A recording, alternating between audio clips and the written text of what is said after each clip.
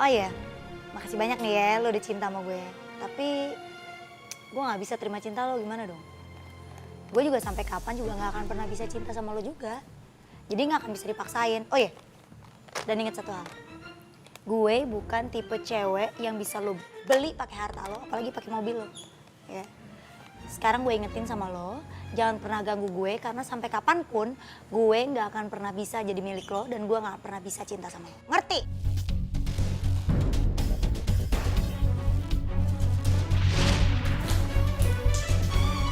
Ya udah, Cang, langsung jalan ya. Iya, ya.